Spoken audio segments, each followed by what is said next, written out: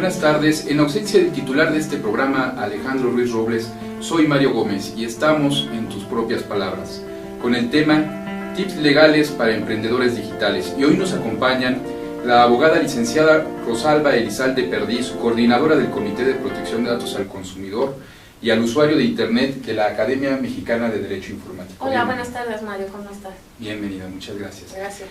Y también nos acompaña el abogado licenciado Joel Alejandro Gómez Treviño, presidente de la Academia Mexicana de Derecho Informático, el cual nos va a platicar un poco acerca de los tips legales para los emprendedores digitales en nuestros días. Bueno amigos, como ustedes saben, las empresas pues tienen que cumplir con ciertos lineamientos legales para poder subsistir o continuar su trabajo día a día. Estos, con el transcurso del tiempo, han ido cambiando conforme la tecnología ha ido avanzando. Al día de hoy las empresas no solamente necesitan el típico uso de suelo, la licencia de funcionamiento, la declaración de apertura. No, ahora van más allá. Ahora abarcan aspectos de telemarketing, de propiedad intelectual, de protección de datos, en fin, un sinnúmero de aspectos por los cuales nos va a platicar el día de hoy el licenciado Alejandro Gómez, el cual tenemos aquí presente. Licenciado, ¿qué es la propiedad intelectual y cuáles son sus ramas? Bueno Mario, antes que nada te agradezco mucho la invitación, estamos muy contentos de estar con ustedes en este extraordinario programa y bueno, el objetivo, como lo comentas, es orientar un poco a los emprendedores que quieren arrancar un negocio en internet para que sepan por dónde irse. Y hace rato comentábamos justo antes de iniciar el programa cuál es el camino que debería seguir idealmente un emprendedor al arrancar un negocio, y uno de los propósitos principales de esta charla es comentarles cuáles son las áreas más importantes del derecho que tienen que fijarse para evitar tener tropiezos legales, y una de estas áreas yo creo que en mi opinión es la propiedad intelectual. La propiedad intelectual es la rama del derecho que protege las creaciones intelectuales del ser humano. A su vez se divide en dos grandes áreas: la propiedad industrial, que es la que protege originalmente a la industria y al comercio, básicamente protege creaciones industriales y signos distintivos, y también está la rama del derecho de autor, que ahorita Rosalba nos hará el favor de platicar un poquito en qué consiste. Básicamente en el área de propiedad industrial tenemos a las marcas, que es uno de los elementos más importantes en el arranque de cualquier negocio. Todo negocio arranca con un signo distintivo y ese signo distintivo nos ayuda a diferenciarnos en el comercio, ya sea que vendamos productos o vendamos servicios, es lo que nos ayuda a diferenciarnos y a separarnos de otros productos o servicios de la misma especie. Tenemos que existen básicamente 4 clases de marcas, que son las marcas nominativas, las que están compuestas solamente por letras, las marcas de diseño, que son solamente dibujos, o diseños como su nombre lo sugiere. Tenemos también las marcas tridimensionales, que suelen proteger los envoltorios, los empaques de un producto, la forma tridimensional del empaque de un producto en sí mismo, y por último la marca mixta, que puede ser una combinación de cualquiera de las marcas anteriores. Ya cuando vemos a un logotipo que tiene además letras, estamos en presencia de una marca mixta, por así decirlo. En el ramo de la propiedad industrial también se protegen los avisos comerciales. Los avisos comerciales son los eslogans publicitarios, la frase que acompaña a la venta de un producto, y vamos a poner ejemplos aunque suenen a gol, pero no son gol, son con fines académicos nada más. Claro. Podemos mencionar desde luego al tema de a que no puedes comer solo una, el Banco Fuerte de México, solo Sambors. Esas pequeñas frases que acompañan a la venta de un producto o un servicio es lo que se conoce normalmente como un eslogan. Entonces también podemos proteger los eslogans vía propiedad industrial, y también se protegen algunas otras cosas como los nombres comerciales, que básicamente es para proteger los rótulos de los establecimientos comerciales. Y también tenemos un área de secretos industriales que más adelante podemos abordar con un poco más detalle. Paralelamente está el ramo de las creaciones industriales, donde podemos ver que existen como rey la patente. La patente protege las invenciones del ser humano. También tenemos los modelos de utilidad y los diseños industriales, que pueden ayudarnos a proteger cuestiones más técnicas en el ramo de industria. Y bueno, pues ahora me gustaría darle el micrófono o la palabra a Rosalba para que nos platique un poquito del derecho autoral y cómo esto nos puede beneficiar en cualquier arranque de un negocio. Por favor, licenciada. Bueno, muchas gracias. Bueno, el derecho de autor habría que decir que es aquella rama que protege todas las creaciones de la mente, pero no en el sentido industrial, justamente atiende al sentido estético y creativo, a la capacidad creativa del individuo. La distinción que hace con la propiedad industrial es justamente esa: se atiende al ánimo creativo, a la voluntad de expresar ideas de forma estética. Entonces, dentro de la rama de la propiedad de derecho de autor, encontramos que se puede proteger desde una obra literaria, como es una novela, un artículo, o por ejemplo se puede proteger una pintura, una pieza de música. Disculpe que le interrumpa un momento, abogada. ¿Se puede proteger una pintura que yo hago en mi computadora o una obra de arte que yo hago en mi computadora? Sí, y es un tema muy interesante, porque habría que ver si se calificaría dentro de lo que es una clasificación que existe en la Ley Federal del Derecho de Autor, de lo que son las obras, y sería un tema muy importante a discutir, porque la técnica que utilizarías para hacer una pintura en medios electrónicos jamás va a ser la misma que una que utilizas para hacer un lienzo. Entonces ahí habría que hacer una importante distinción, porque entonces a lo mejor no te la calificarían como una pintura, sino como un diseño o como un tipo de arte aplicado. Habría que ver, porque si utilizas un software para diseñar, estás haciendo diseño industrial, bueno, estás haciendo diseño y cae en una clasificación distinta de las estricta y típicamente conocidas como pinturas. Es muy diferente. Ok, nos está comentando que entonces podemos proteger las creaciones artísticas que hacemos por medio de los programas de internet. Y bueno, mire, un poco más dirigido a mis amigos del Jardín del Arte de San Ángel o del Jardín del Arte de Suivan, saludos por cierto. Ellos están optando por subir en tus páginas de internet las fotografías de su obra de arte. Sí. En ese tema, ellos también pueden proteger a través de las fotografías que se suben al internet de la obra que no se realizó en internet. Perdón, pero parece que no es un tema muy recurrente. No, bueno, hay varios precedentes, pero lamentablemente no son mexicanos. Justamente hay que decir que de acuerdo, estamos inmersos en un mundo de derecho internacional. México es miembro de varios tratados internacionales. Entre ellos hay un tratado internacional en el que se reconoce que el Tratado de Berna, que las obras no necesitan de registro para tener su propia protección. El punto en México es que si tú no tienes un certificado, el gestionar la defensa de esos derechos, me refiero a iniciar una acción para demandar a una persona que está explotando no autorizadamente tu obra, se va a complicar muchísimo. Por eso es lo recomendable es registrar. Ahora, de la pregunta que me hacías para los pintores, todas las pinturas se pueden proteger de forma directa como pinturas lienzos, con fotografías, registrarlos como obras de pintura, y también puedes hacer una compilación que se utilice para subir a internet. Ahora, la cuestión es la siguiente. Como saben, en internet hay una gran confusión. Los cibernautas creen que todo lo que hay en internet es libre y no tiene que pagar y se puede explotar, y no es así. Hay que tener mucho cuidado para que los creativos, la gente que está buscando nuevos clientes en otros mercados, porque ya lo he visto, ha pasado con gente rusa, norteamericanos, y algunos mexicanos que están subiendo sus colecciones a través de fotografías a la red. Perdón que le interrumpa un momento, para referirse a fotografías, estamos entonces ya no hablando solamente de pinturas. Cualquier producto que una persona física, colectiva, empresarial, un artesano, cualquier pyme quiera subir sus productos que son realizados por él, que son obra única, los pueda subir, ¿tendrían esta problemática? Sí, y además te voy a decir, habría que puntualizar una cosa. En el momento que ya no se trata de la obra física, sino de la fotografía, estás hablando de una obra derivada. ¿Qué es una obra derivada? Es una obra que nace a partir de otra, porque no es lo mismo una fotografía que una pintura.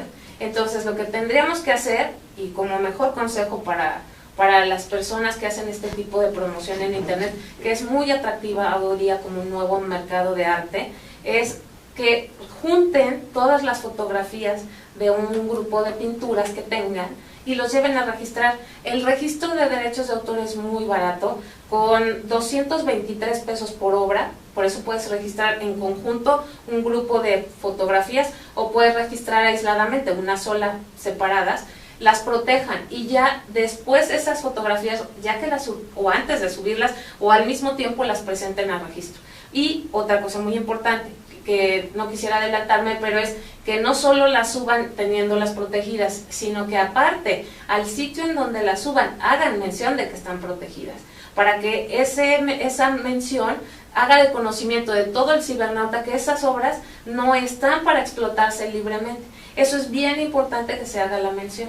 Ok, no, pues excelente. Podemos ver, amigos televidentes, que podemos proteger las obras que creamos, las que tenemos, y en un momento dado que las subimos a internet. Ahora, en estos momentos que el comercio electrónico pues, es parte global de la subsistencia de cualquier micro, pequeña y mediana empresa, Licenciado Gómez, ¿qué se requiere para crear la imagen de una empresa en Internet de estos nuevos modelos de negocio? Bueno, yo creo que tendríamos que pensar cómo proteger la imagen de una empresa en Internet, y hay muchos instrumentos que nos pueden ayudar a proteger la imagen de una empresa. Prácticamente todo lo que vemos en una página web es sujeto de protección, en diferentes rubros y en diferentes conceptos. Desde el mismo logotipo que vemos en una página web que ampara a una empresa, puede ampararte tanto a tu empresa como un producto o un servicio, ese logotipo se puede proteger como una marca, pero también podría eventualmente protegerse como una obra de diseño, como lo comentaba Rosalba, puede llegar a tener una doble protección, o protección acumulada de derechos, como por ahí solemos decir, en donde el propio diseño puede ser sujeto a una protección autoral. Por eso es muy importante hacer una planeación de una estrategia jurídica, porque en muchas ocasiones pues no somos todólogos, quien lanza una empresa no sabe de cómputo necesariamente, ni tampoco sabe de cuestiones legales. Entonces, ¿qué es lo que sucede? Regularmente nos acercamos a amigos o a cuates que son buenos con la computadora, o que son buenos con la pintura, o que son buenos con el diseño.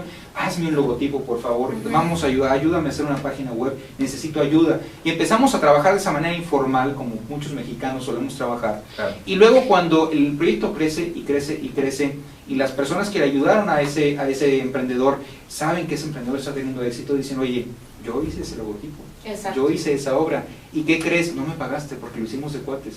Entonces yo ya me asesoré con un abogado, y el abogado me dijo que tengo derecho a una compensación, y peor aún, eventualmente hasta te podrían quitar tu trabajo, porque hay que distinguir entre lo que es una obra por encargo, o un contrato bajo relación laboral, o una situación de otra naturaleza como en la licencia.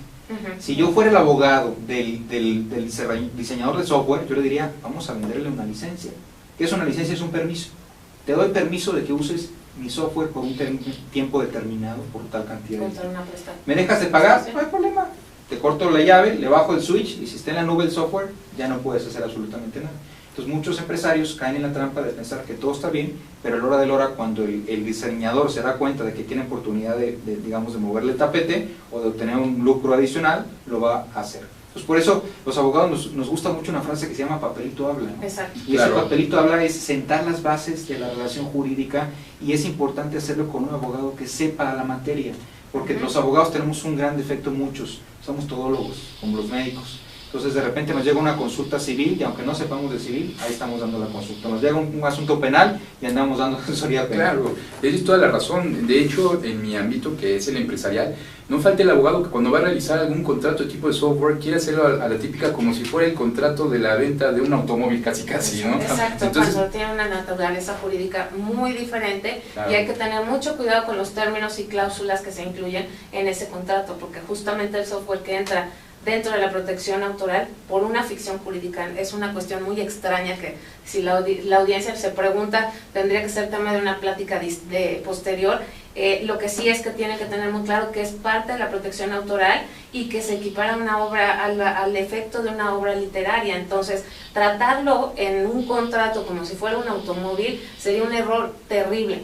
Estarías utilizando términos y condiciones que no le pueden aplicar a un software, por ejemplo. Entonces hay que tener mucho cuidado también con el tema de todo lo que se refiere a apps, a software, que al final las apps también son pequeños diseños de software, claro, de alguna manera para ponerlo de una forma más práctica, ¿no? Claro, podríamos entonces platicarle a nuestros amigos que tradicionalmente ellos venden sus productos por medio de comercio electrónico, que pongan principal atención en qué es la propiedad intelectual.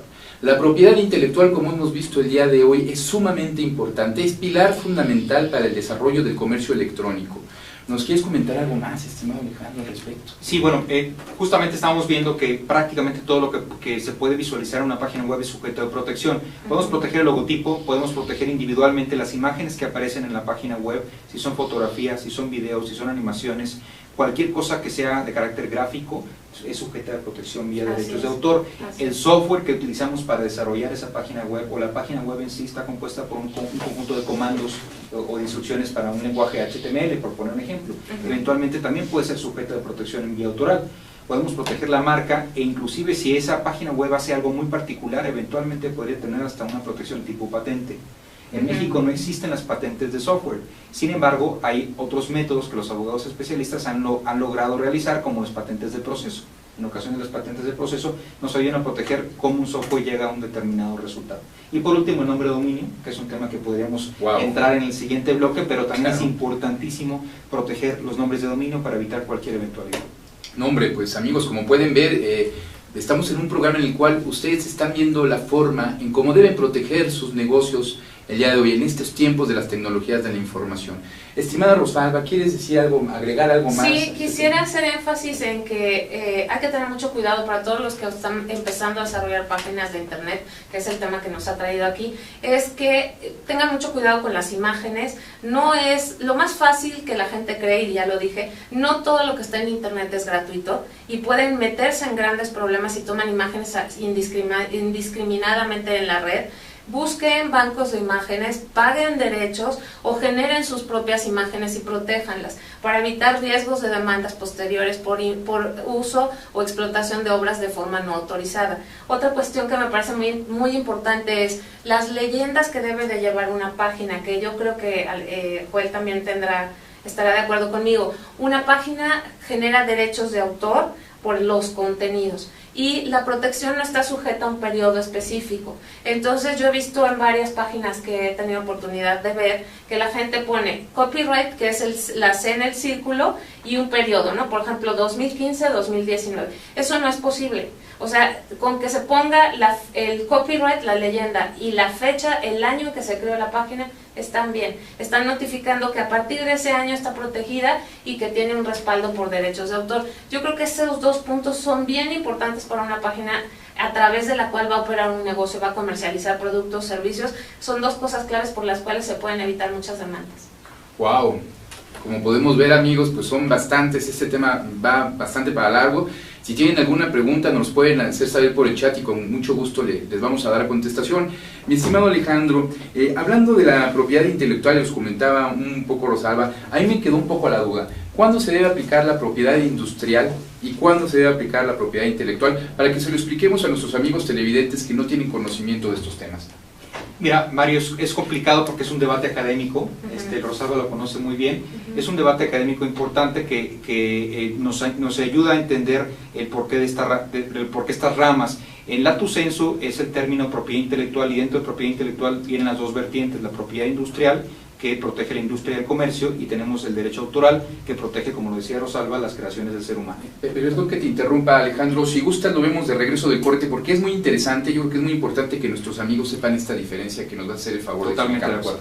Bueno, amigos, pues estamos en tus propias palabras.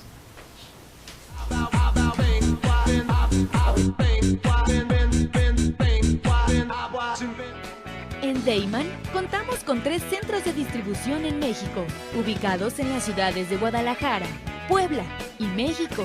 Distribuimos al interior de los Estados Unidos por medio de un centro de distribución ubicado en la ciudad de El Paso, Texas. Atendemos Centro y Sudamérica con apoyo de nuestro centro de distribución en Lima, Perú. Actualmente, comercializamos nuestros productos en España a través de nuestro distribuidor ubicado en Madrid, lo que nos permite ser una empresa de talla internacional, dispuesta a servirle y brindarle asesoría para el óptimo uso de nuestra amplia gama de productos.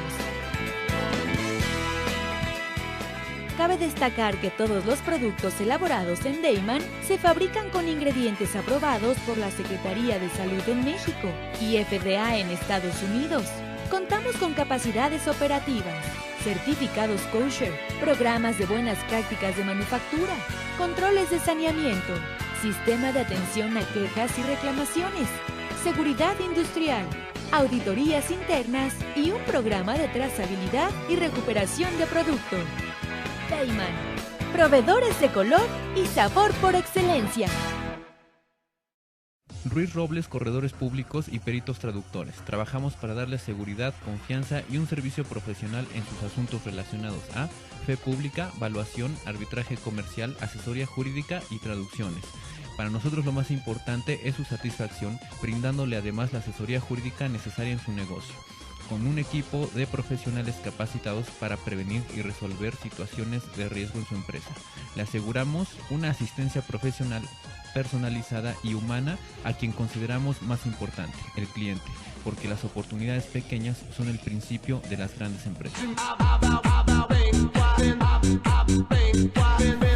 3, 2, al aire. Mi estimado Alejandro, pues continuamos y nos puede responder la pregunta que dejamos en el aire antes de terminar. Sí, bueno, platicábamos que es un debate un tanto académico. Hay quienes lo mencionan como la rama del derecho de la propiedad intelectual, y ese derecho de la propiedad intelectual o derecho de la creación intelectual se divide a su vez en dos ramas. La rama del derecho de la propiedad industrial, que protege a la industria y al comercio.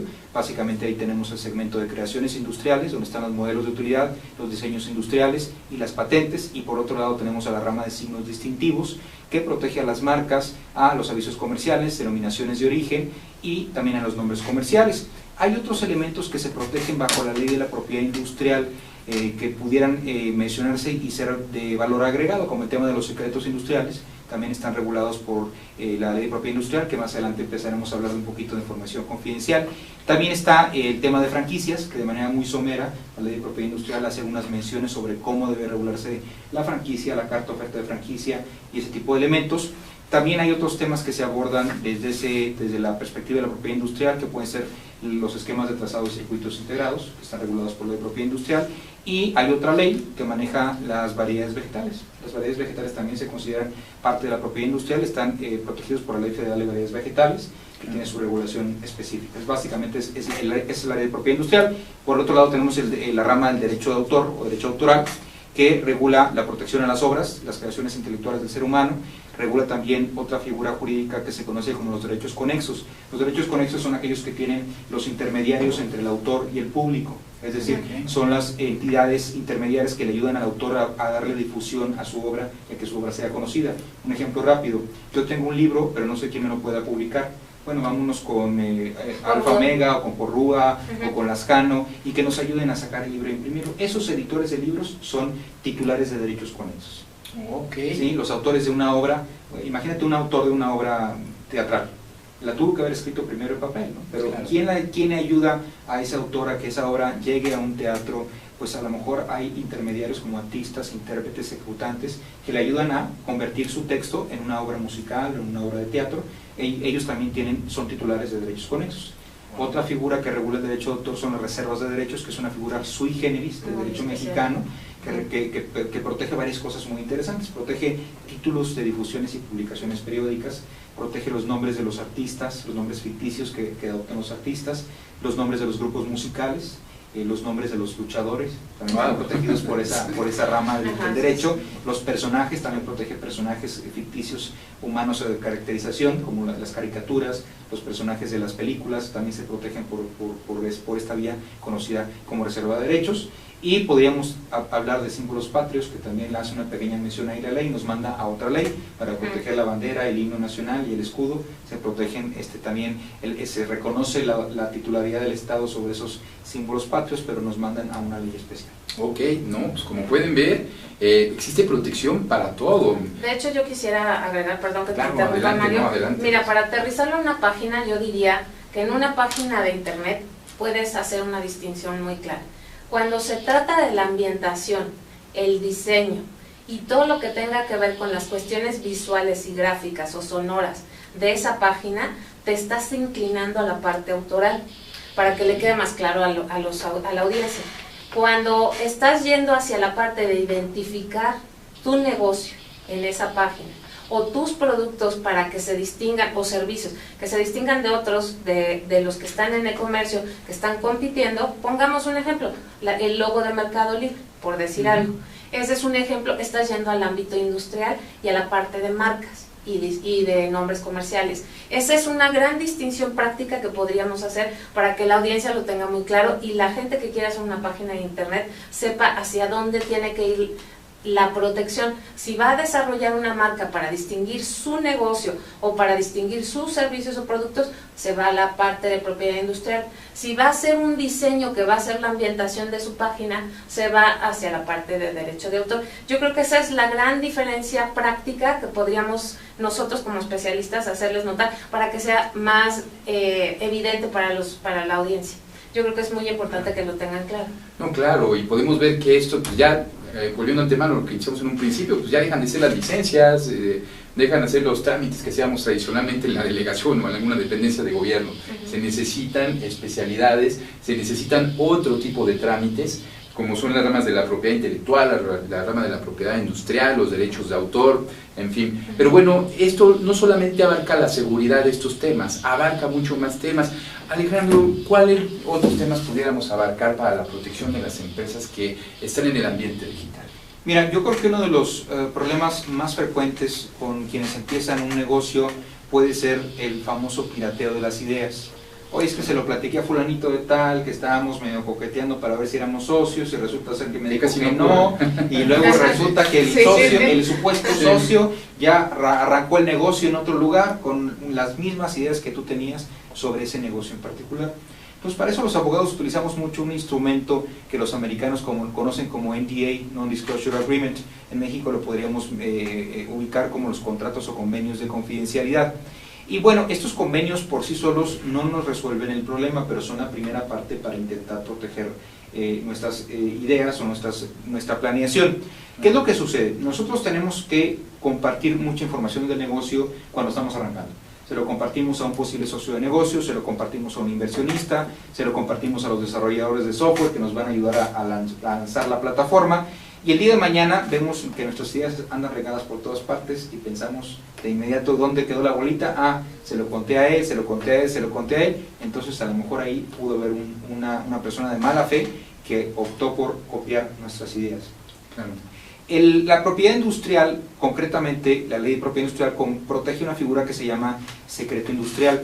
Uno de los errores más grandes de los abogados especialistas o corporativos es confundir la propiedad industrial con secreto confidencial o con información confidencial, y empezamos a hacer una mezcolanza de temas muy interesante. Generalmente cuando ustedes leen un convenio de confidencialidad siempre dice que todo lo que se comparta entre las partes se llama secreto industrial. El secreto industrial está regulado por la ley y la ley le da ciertas características para que pueda considerarse secreto industrial. La principal es que represente una ventaja competitiva o económica frente a terceros. El que tener esa información represente para la empresa una ventaja importante, económica, competitiva. Otra característica, que la persona que lo guarde lo haga con carácter de confidencial, que sepa que es confidencial, y que además se tomen las medidas conducentes para preservar el acceso restringido a esa clase de información. Si la información que tú pretendes guardar como secreto industrial no cumple con esas características, no es secreto industrial. Entonces, si nosotros bautizamos en un convenio de confidencialidad a todo lo bautizamos como secreto industrial, podríamos poner en riesgo la operación o la información per se. Si nosotros empezamos a hacer un pequeño estudio de otras legislaciones en México, nos vamos a encontrar que otras leyes hablan de términos similares pero no iguales. Si nosotros leemos la Ley Federal de Trabajo, habla de secreto técnico y secreto comercial. Si nos vamos a la Ley de Instituciones de Crédito, habla de secreto bancario. Si nos vamos a la ley reglamentaria del artículo 5º constitucional en materia de ejercicio de las profesiones, habla de secreto profesional. Si nos vamos a la ley de protección de datos personales, habla de dato personal sensible, que ambos deben ser guardados con fines de confidencialidad. Si nos vamos a la Ley Federal de Protección al Consumidor, su artículo 76 bis, también habla de que el proveedor de bienes y servicios en Internet debe de conservar de manera confidencial información financiera y datos personales que conozca de sus clientes. ¿Qué es lo que les quiero decir? No encajonemos a todo bajo el rubro de secreto industrial, porque en mi opinión nos estaríamos sesgando y dejaríamos fuera muchos otros tipos de secretos o de información sensible que pudiera ser valiosa para la industria. ¿Qué es lo que hay que hacer? Bautizar todo como información confidencial y definir información confidencial como todo aquello que pueda ser considerado secreto industrial, secreto técnico, secreto comercial, secreto bancario, información reservada, dato personal, etcétera, etcétera, etcétera. Pero aparte habría, perdón que te interrumpa, yo creo que no solo es el hecho de clasificarlo y de suscribir algún convenio o acuerdo de confidencialidad, sino que el titular o sea, me refiero como titular, el propietario, el generador de toda esta información, le dé ese tratamiento, porque es importantísimo. O sea, es muy interesante toda toda la dinámica que se tiene prevista en las leyes para proteger información confidencial, pero el primer enemigo de la confidencialidad es el titular de la información. Entonces yo diría que lo primero que hay que hacer es que el titular diga, bueno, ¿qué es mi información confidencial? A partir de que yo le voy a decir a los demás que solo les voy a dar acceso bajo ciertas condiciones, porque si vas a discriminar la información y lo que sustancialmente es importante y le va a traer una ganancia a tu negocio, lo vas a descuidar, en nada te sirve. Es muy importante que aparejado a todo esto que Joel nos ha explicado, se tenga en cuenta la parte práctica. Hay que ser muy cuidadoso con la información, hay que suscribir los convenios y aparte tener muy clara cuál es realmente la información confidencial, la que merece esa protección y darle ese tratamiento, porque tú puedes ir a empresas mexicanas que te dicen que tienen secretos industriales y resulta que todo el mundo tiene acceso a esa información de manera indiscriminada, sin ninguna protección, sin ningún control, y ahí se pierde, se le da el traste a todas las legislaciones y toda la posible protección de esa información. Yo creo que esa parte, esa observación práctica que hago es importante porque es lo primero que se le olvida a la gente. No, y tienes razón, en el transcurso de los años en mi actividad profesional en las empresas me encuentro que todos tienen secretos industriales, pero los conocen hasta el archivista o la secretaria. Es más, los he encontrado en el mismo CRM puesto, ¿no? Claro. Es una situación de falta de seguridad, pero esta falta de seguridad la podemos complementar con otras legislaciones, ¿como cuáles, mi estimado Juan? Mira, yo creo que hay que tener en cuenta que la seguridad de la información no es exclusiva de ninguna ley. Como lo comenté hace poquito, hay muchas leyes que nos hablan de que tú tienes ciertas obligaciones de confidencialidad, de seguridad de la información o inclusive de disponibilidad. Y es un punto importante distinguir confidencialidad de seguridad, no son lo mismo. Se parecen, pero no es lo mismo. Exacto. Confidencial es evitar que la información sea revelada indiscriminadamente, como lo decía Rosario. Es decir, evitar que salga del círculo que estrictamente tiene necesidad de conocer esa información. Digamos, es el deber de guardar esa información y evitar que esté circulando libremente. No significa que no pueda circular la información. Sí puede circular si tomas las medidas conducentes para que esa información siga siendo considerada como secreto industrial o información confidencial. En pocas palabras, que le adviertas a la persona que está recibiendo esa información que esa información es de carácter reservado, confidencial, secreto industrial, etcétera. Entonces, y que su uso indiscriminado le puede traer consecuencias jurídicas y penales, inclusive. Y por otra parte está el ramo de la seguridad de la información. La seguridad va más allá de la confidencialidad. La seguridad puede ser inclusive vista como una especie de cápsula que nos va a proteger sobre intrusiones externas no autorizadas a esa información. Por ejemplo, proteger la información contra un acceso no autorizado, un uso no autorizado, una vulneración de base de datos, un daño a la base de datos, una alteración no autorizada a la información. Es como una burbuja que protege la información, regularmente ataques externos. La confidencialidad es evitar que desde adentro se disemine indiscriminadamente esta información. Pues ahí tenemos un punto muy importante, distinguir entre confidencialidad y seguridad de la información, entender que hay una nueva rama del derecho que yo he propuesto desde hace muchos años que se llama Derecho de la Seguridad de la Información, y ese derecho abarca muchas normas jurídicas que nos obligan a mantener la seguridad de la información, y a veces no estamos conscientes que pudiéramos tener obligaciones de leyes que pensamos que no nos aplican. Exacto. Te voy a platicar un caso práctico muy rápido. Me pasó a mí cuando fui director de una empresa que fabrica cajeros automáticos.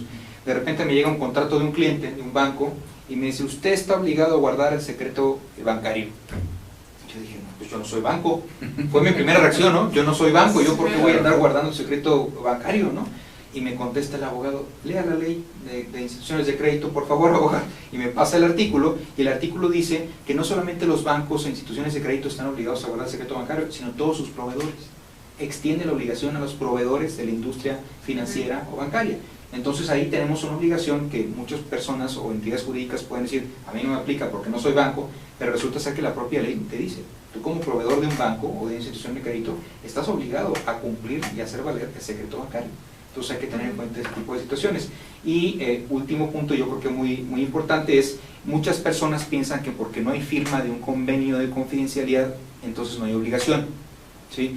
Mucha gente piensa, oye, ya me salí de la empresa y nunca me hicieron firmar ningún convenio, ya la hice, voy a poder utilizar indiscriminadamente la información. No hay nada más falso que eso, porque hay muchas obligaciones que nacen no en virtud de un contrato, sino en virtud de la ley.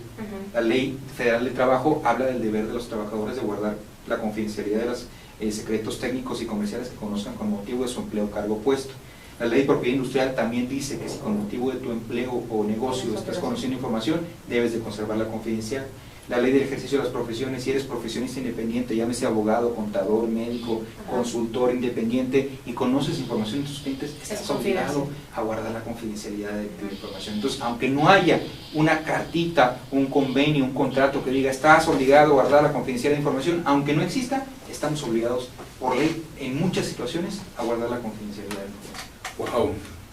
Bueno, pues ya vemos, amigos, realmente estamos en un momento en el que debemos cuidar la información que tenemos. Los activos ya no son los activos físicos que estábamos acostumbrados.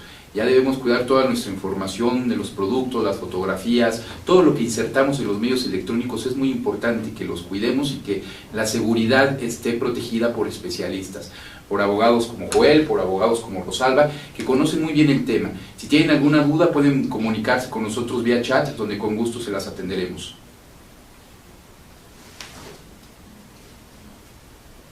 Bueno, Rosalba, pues hablando un poquito.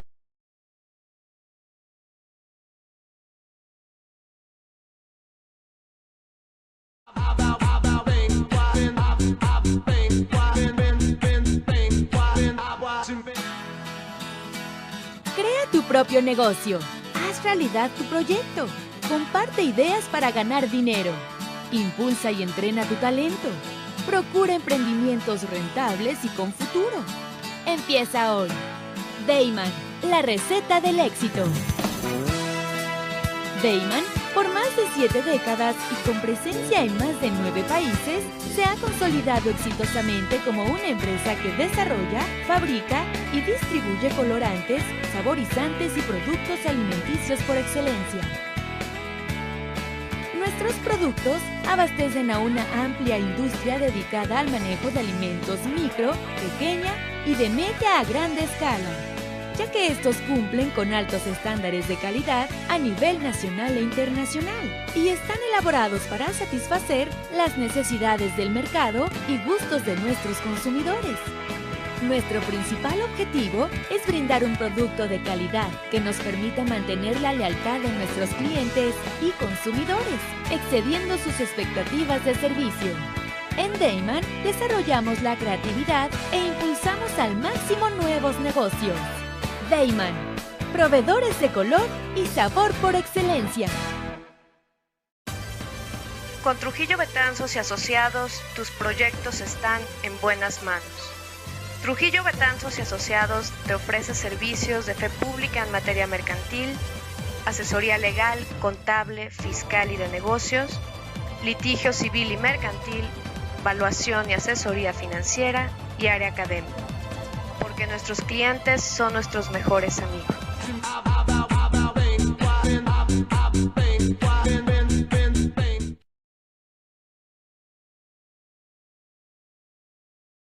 Programa en tus propias palabras. Joel, quisiera preguntarte, si yo quiero proteger una página web, ¿qué dice la Ley Federal de Protección del Consumidor? ¿Tiene algún reglamento? ¿Tiene alguna forma? ¿Qué es lo que nos indica al respecto? Mira, María, yo creo que es una pregunta bien atinada porque las leyes mexicanas, de las primeras que fueron reformadas en lo que se conoce como la Miscelánea de Comercio Electrónico, fue en el año 2000. El 29 de mayo del año 2000 se publican reformas a 4 cuerpos normativos: el Código Civil Federal, Código Federal de Procedimientos Civiles, Código de Comercio y Ley Federal de Protección al Consumidor. Desde ese entonces, los proveedores de bienes y servicios tienen obligaciones concretas cuando realizan ese tipo de actividades en Internet. Y básicamente es el artículo 76 bis de la Ley Federal de Protección al Consumidor que nos habla de ciertas obligaciones que tienen que cumplir los proveedores de bienes y servicios que hacen esta oferta a través de Internet. Y vamos a mencionar los puntos más relevantes.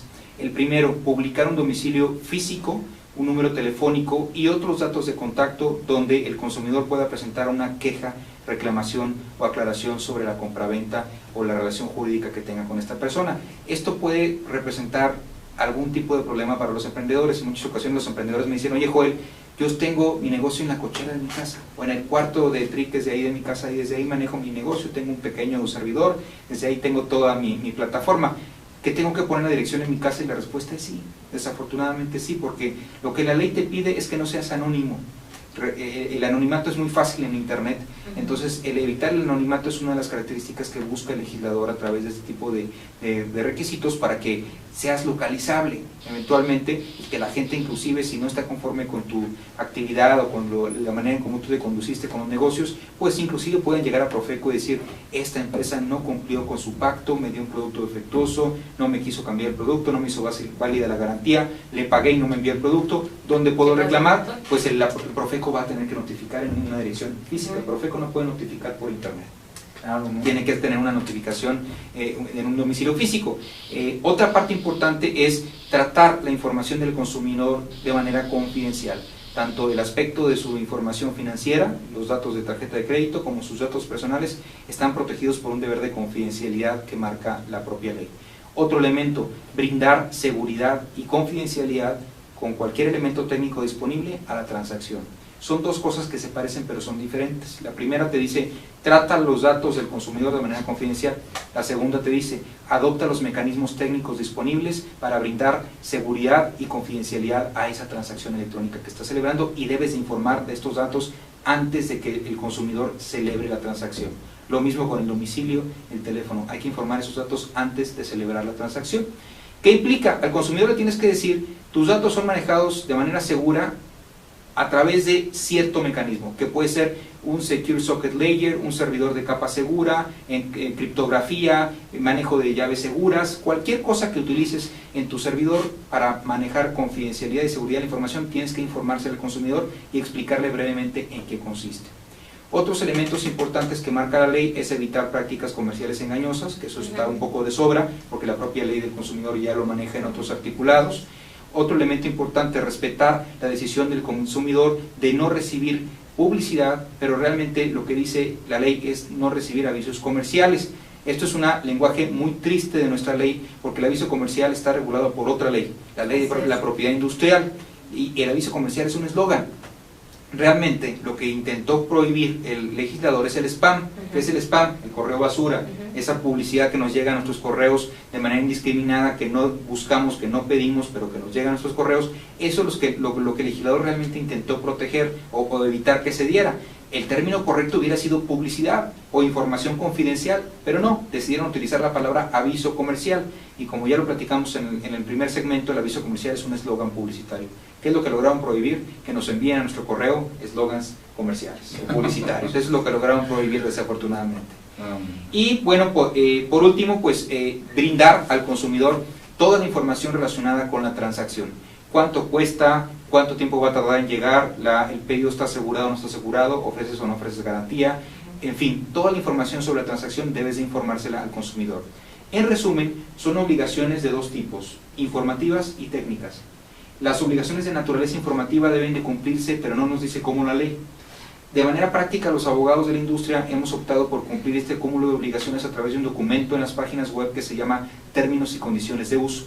Y es en ese documento, conocido como TNC, como dicen los americanos, o términos de uso, pues ahí es donde vaciamos toda esta información y le decimos al consumidor: tu información va a ser segura, tratamos tus datos de manera confidencial, nuestra dirección para quejas, aclaraciones o dudas es esta. Ese tipo de cosas las vaciamos en un documento llamado Términos y Condiciones de Uso. Bueno, ya estoy escuchando por ahí algunas palabras muy parecidas a lo que nos maneja la Ley Federal de Protección de Datos Personales, ¿verdad? Ya varias nuestras legislaciones. Todos estamos involucrados en eso. ¿Algo que nos quieras comentar al respecto? Pues mira, yo creo que para los interesados en desarrollar páginas, nuevos negocios a través de internet, deben de tener en cuenta todos estos elementos, y previo a lanzarse a abrir la página, analizarlos. Yo creo que lo mejor es no llegar improvisadamente a internet, porque te puedes llevar muchos chascos, te puedes meter en muchos problemas. Creo que es mejor analizar todos, en base a estos simples tips que hemos dicho, a lo que hemos hablado, puedes hacer una vía crítica para un posible desarrollo en internet y hacerlo con mayor seguridad. Yo creo que esto es lo más importante que debe de tener en cuenta la audiencia, para evitarse golpes y conflictos que a veces pueden durar muchos años y que pueden resultar, en lugar de que desarrolle un gran negocio, en la pérdida de cualquier posible oportunidad de negocio, ¿no? Claro, no, muchas gracias, Rosalba. Bueno, ya que tocamos el tema más ríspido y que me interesa un poco más que los demás, ¿sabes por qué, mi estimado Joel? Claro. Los datos personales. Explícanos cómo está relacionada la Ley Federal de Protección de Datos Personales con estos temas. Bueno, la relación es amplia. Primero que nada, instruir a la audiencia. México tiene desde hace 5 años aproximadamente una nueva ley que se llama Ley Federal de Protección de Datos Personales en posesión de los particulares. Esta ley fue publicada en el mes de julio del año 2010 y desde entonces ha tenido muchos avances alrededor de esa materia. Se ha publicado el reglamento de la ley, se han publicado lineamientos al aviso de privacidad, algunos criterios y lineamientos del INAI, antes llamado IFAI, hoy se llama INAI, sobre diferentes temas o aspectos, por ejemplo, temas de seguridad de la información. Ya el INAI ha emitido algunas recomendaciones para crear un documento de seguridad, sobre cómo podemos adoptar medidas de seguridad en la empresa para proteger los datos personales, y un cúmulo de documentos interesantes que se han generado en este sentido. Hay que entender algo bien importante: toda la publicidad con la que nos bombardea el INAI y otras autoridades en este tema solamente nos manejan 2 temas. Nos manejan el ejerce tus derechos ARCO, nos dicen a los titulares, ejerce tus derechos ARCO, estás protegido, bla bla bla, tu derecho de acceso, rectificación, cancelación, oposición, y el otro tema es el aviso de privacidad. Ya tienes tu aviso de privacidad, estás obligado por ley a tenerlo, tienes que hacerlo, bla bla bla. Son solamente 2 elementos continuos en la publicidad de las autoridades que manejan para tratar de crear conciencia en la población. Sin embargo, los que conocemos un poquito más de la materia, como el buen Mario, pues sabemos que realmente son 2 pequeñas cosas que vienen en un cúmulo de obligaciones bastante amplio, en un catálogo de derechos y obligaciones que marca la ley. Realmente el aviso de privacidad es un elemento muy importante de cumplimiento, no estoy para nada demeritándolo, pero lo único que quiero transmitir, o la idea principal, es el aviso de privacidad representa un 10% o un 15% de cumplimiento de la ley, no más. ¿Qué significa? Todas las empresas pequeñas, las pymes, las medianas y las grandes, se están conformando, la mayoría de ellas, con tener su aviso de privacidad. Creen que es como una especie de vacuna, que te inyectas y dices, ahora sí ya el INAI no me puede tocar, porque ya me inyecté con la vacuna que se llama aviso de privacidad, lo cual es una tremenda mala práctica, un mal pensamiento por parte de las empresas, a lo mejor por desconocimiento, no estoy diciendo que lo hagan de mala fe, o habrá otras que sepan que hay más cosas que cumplir, pero dicen, yo nada más quiero cumplir hasta aquí, porque es como que lo mínimo que creo que debo de cumplir. Lo cierto es que cuando llega un requerimiento del INAI, hay cosas bien interesantes. Primero, vas a tener solamente 5 días para responder, y créanme, 5 días no son suficientes para componer nada, ni siquiera el aviso de privacidad, porque en lo que te pones a sentar con tus abogados y con RH y con sistemas a ver que si está bien o que está mal el aviso, algo le vas a hacer que no va a quedar bien. Entonces, por eso es importante actuar de manera preventiva y realmente meternos a fondo la ley para entender cuáles son las principales obligaciones que emanan en la ley. Se las platico brevemente, a reserva de que Mario quiera profundizar más adelante en otras. La primera obligación emanada en la ley es el tratamiento de los datos conforme a ciertos principios que marca la ley, como el principio de información, el principio de consentimiento, el principio de lealtad, el principio de proporcionalidad, que son principios internacionalmente reconocidos en esta materia. Uno de los principios más importantes es el de consentimiento. Todos los datos deben ser sujetos a tratamiento previo consentimiento. El principio de información: todo tratamiento debe ser informado, debes de informarle al particular cómo tratas sus datos, para qué los tratas y cómo los tratas a través del aviso de privacidad. El principio de responsabilidad: todo responsable de datos personales es responsable del tratamiento de los mismos durante toda la vida o ciclo de tratamiento. ¿Qué significa? Que si yo le digo a alguien, oye, ahí te va esta lista de clientes, imprímeme por favor los estados de cuenta y mándaselos a sus casas, esa persona se está convirtiendo en un aliado, por así decirlo, de responsable, que puede ser un encargado, puede ser un tercero. En este ejemplo sería un encargado porque le estás pidiendo que haga algo con tus datos.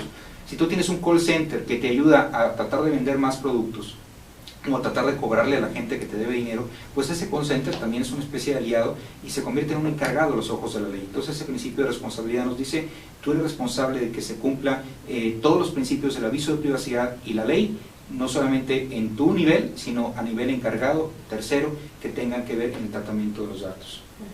Claro, es un tema muy interesante. De hecho, no solamente a nivel hacia afuera, hacia los proveedores, hacia el cliente en general, sino internamente, también dentro de la empresa. Es importante proteger los datos de los empleados y saberlo estructurar. Y no solamente el aviso de privacidad, ya tengo mi aviso de privacidad y con esto cumplo. No, el aviso de privacidad lo que nos lleva es únicamente a reflejar lo que tenemos dentro de la empresa, cómo tenemos dentro de la empresa organizada todo el flujo de protección de datos, el sistema de gestión de seguridad de protección de datos. Yo en ese tenor me atrevería a decir que el aviso de privacidad por más bien que esté hecho, si no hay detrás un respaldo de protección, estarás de acuerdo conmigo, Joel, no sirve de nada, porque lo exige la autoridad, es cierto, pero el momento que llega y encuentra que, ok, tienes muy bonito, cumples con todos los requisitos del aviso de privacidad que marca la ley que te hizo tu abogado, ahora susténtame, a ver cómo lo tienes organizado por dentro, quién es el responsable que hablábamos hace un momento. Entonces, ya entrando en esa dinámica, puedo darme cuenta que la protección de datos también va más allá que el simple aviso de privacidad. ¿O no crees, mi estimada? Sí, desde luego, y a mí algo que me preocupa, y en la experiencia personal lo he visto por algunas empresas para las que he trabajado, es que, por ejemplo, la gente que está en el ramo contable no tiene idea de lo que es un aviso de privacidad, ni las obligaciones que contempla la ley. Y por ejemplo, experiencias que he tenido con clientes que me dicen, oiga, hágame el aviso de privacidad, ok, pero ¿cómo maneja la información? ¿Quién la tiene? ¿Tiene acceso restringido? ¿Quién va a ser el responsable? Es que yo soy el dueño de la empresa, pero yo no puedo hacerme cargo de yo no puedo ser el responsable. Oiga, pero si usted no es el responsable, ¿quién va a ser? ¿Y quién? No, pues que la persona de sistemas, ok, ¿y qué capacitación tiene la gente de sistemas? No, pues es un ingeniero en sistemas. Oiga, es que no es la persona más adecuada para ser el responsable. ¿Sabe usted lo que implica ser el responsable? Se va a comprometer a mantener una base de datos confidencial, sin acceso, con acceso restringido, con control de esa información, y te juro que en ese momento es donde las cosas van mal, porque o les implica un esfuerzo que para su capacidad, o sea, no lo contemplan como algo que se puede llevar a cabo sin necesidad de hacer grandes gastos, teniendo ya infraestructura previa y nada más maximizando su utilización o sus aplicaciones. Y realmente creo que es el momento en que la gente tiene que tener conciencia de la importancia de los datos personales y de lo que puede implicar para cualquier titular responsable la pérdida de esos datos o el mal uso de esos datos. Que en México ya hemos escuchado que llega a pasar que la gente compra, vende bases de datos, y como sabemos la información es poder. Entonces yo creo que esa parte hay que hacer énfasis y tener mucho cuidado y no temerle al hecho de porque tengo que cumplir con la ley voy a tener que gastar mucho, voy a tener que hacer un gran desarrollo. No, a veces ya tienes la infraestructura y nada más es optimizarla. Sí, podemos ver entonces que ya se trata de proteger los datos en general, los datos personales, los datos industriales, los de la propiedad intelectual, en general es proteger el dato. No importa de qué tipo de dato hablemos, sea dato personal, es un dato, y en su mayoría datos digitales, ¿no? Así es. ¿Algo más que quieras aportar? Sí, fíjate que vamos a poner un ejemplo práctico que se me acaba de ocurrir. La ley nos indica los derechos de los titulares, que regularmente, malamente, se concentran en 4 derechos, que son el derecho de acceso, el derecho de rectificación, el derecho de cancelación y el derecho de oposición. Vamos a platicar un poquito de ellos para entender qué es lo que qué tipo de peticiones puede recibir una empresa de un particular o de un titular de los datos. ¿Qué significa el derecho de acceso? Significa tocar la puerta de una empresa y decir, empresa X, Y, Z o profesionista, porque la ley aplica también a profesionistas, personas físicas y personas morales. Quiero que me digas qué información tienes de mi persona. Ah, bueno, pues fíjate que tengo tu nombre, tu domicilio, tu correo electrónico, tu tarjeta de crédito, X cantidad de información. Ese es el derecho de acceso. Luego viene el derecho de rectificación, que Rosalba lo puede ejercer en este momento en ASTL, porque ya vi que su nombre está mal. Cuando lo ponen ahí en pantalla, lo ponen con B chica, lo ponen con B chica. Entonces Rosalba se escribe, yo sé que se escribe con B grande, entonces Rosalba puede tocar la puerta de ASTL y decir, ¿sabes qué? Tienes mal mi nombre, me pusiste Rosalba con B chica. Ese era un ejemplo práctico muy simple, muy ad hoc al tema. Para ejercer sus derechos ARCO. Para ejercer sus derechos ARCO. Señores, ya ejercí mis derechos ARCO, por favor, corrijan mi nombre. Por otro lado está el derecho de cancelación. ¿Qué es el derecho de cancelación? Ya sé que tienes estos datos de mi persona, me queda muy claro porque ya me entregaste un papelito que dice que tienes todos estos datos de mi persona, ahora quiero que los borres, porque no me interesa que tú tengas ni manejes mis datos. Y ahí ese es el derecho más difícil de ejercer, te voy a decir por qué. Porque así como la ley de protección de datos personales nos exige ciertos deberes de transparencia, de información, de protección del dato, hay otras leyes mexicanas que nos obligan a deberes de conservación del dato o conservación de la información. Pues imaginemos un escenario ficticio en donde corremos a un empleado porque nos cae mal, porque nos robó, por la razón que tú quieras. Lo corres, el empleado dice, va, me voy, se da la media vuelta y viene y toca la puerta y dice, quiero ejercer mi derecho de cancelación. Borra mis datos. Una empresa desprevenida y que conozca un poquito del tema, a lo mejor le hace caso, ¿eh? Dice, ahí está bien, no me quiero meter en bronca, no quiero que este cuate se vaya al INAI, agarro la trituradora y meto ahí el papelito y me olvido del problema. ¿Qué va a pasar? La semana siguiente el empleado se presenta con la Junta Federal de Conciliación y Arbitraje o con la Junta Local y te demanda, te inicia un juicio laboral. ¿Cómo vas a comprobar que cumpliste o no cumpliste con las obligaciones emanadas de la Ley Federal de Trabajo? Pues ya no puedes porque ya trituraste el expediente del empleado. Claro. Entonces ahí tenemos una excepción. Tú le puedes decir al empleado, no te puedo cancelar tus datos porque primero no sé si me vayas a demandar, yo tengo la obligación de, laboralmente hablando, de conservar tu expediente por un periodo prudente de 12 a 18 meses. Además, el Código de Comercio nos dice que debemos preservar aquellos cartas, documentos, contratos o convenios de donde se deriven derechos y obligaciones por un periodo de 10 años. La ley de instituciones de crédito tiene algo similar, las aseguradoras deben de guardar los datos de sus clientes por un periodo de 10 años. El Infonavit te puede pedir hasta por 5 años datos de comprobación de que pagaste los créditos sociales de los trabajadores. Entonces hay muchas situaciones en donde legítimamente la empresa se puede negar a cancelar la información y decir, no puedo cancelar tu información porque hay otra ley que me pide que la guarde. Pero lo que sí voy a hacer es esto, voy a guardar tus datos y los voy a bloquear.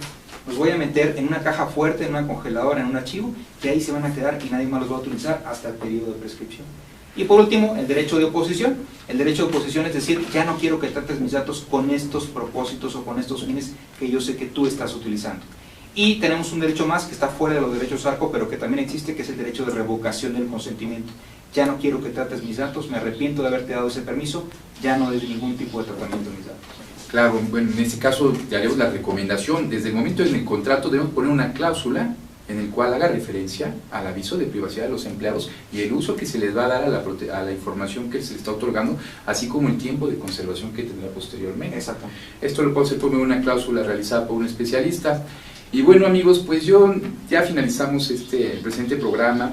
Y bueno, quisiera preguntarte, mi estimada Rosalba Elizalde Perdiz, muchas gracias por haber estado con nosotros, que me dijeras, bueno, y en tus propias palabras, ¿quién eres, Rosalba? ¿Quién soy yo? Soy una abogada que ama lo que hace, me encanta la propiedad intelectual, la vivo a diario, me gusta atender a mis clientes y vivir con ellos sus experiencias tienen. No solo son experiencias involucradas a propiedad intelectual, son experiencias de vida comercial, experiencias de vida creativa cuando se trata de artistas, y soy una persona que me apasiona el derecho. Tengo la mala costumbre de hablar demasiado coloquialmente, poco técnico, más dirigido a la audiencia, no sé, y soy una persona que procura o se interesa mucho por continuar estudiando y creciendo en este mundo del derecho, que al contrario de lo que la gente podría creer, es un mundo en el que se evoluciona también, como evoluciona la tecnología, como evoluciona la ciencia, y conforme cambia la sociedad estamos enfrentando nuevos paradigmas. Eso es lo que soy. Muchas gracias. Joel Gómez, pues me queda la misma pregunta, en tus propias palabras, ¿quién eres? Te queda la pregunta, pero yo no sé si nos queda el tiempo. A mí me preocupa un poquito el tiempo, pero bueno, voy a hacer ahora sí muy puntual y muy breve. Claro. Mi nombre es Joel Gómez Treviño, soy abogado, soy profesor, también soy conferencista y soy apasionado de las tecnologías de información. Yo creo que lo que más me gusta desde que tengo uso de razón es el uso de las tecnologías de información. Creo que es la herramienta principal que nos ayuda a ser mejores, a hacer mejor nuestro trabajo, estar en mejor contacto con nuestra familia, nuestros amigos, nuestros conocidos, pero también es, como dice por ahí las películas de acción y de superhéroes, un gran poder conlleva una gran responsabilidad. Entonces, todo ese poder que nos da las tecnologías de información también conlleva una gran responsabilidad de saber manejar la información, saber cuidarla y saber darle un uso que no repercuta en contra de terceros. Bueno, pues les agradecemos a nuestros invitados, igualmente a Alejandro Luis Robles, que nos dio la oportunidad, a la Academia Mexicana de Derecho Informático, de la cual los tres somos miembros, de habernos invitado a su programa. Les agradecemos mucho, muchas gracias, hasta luego.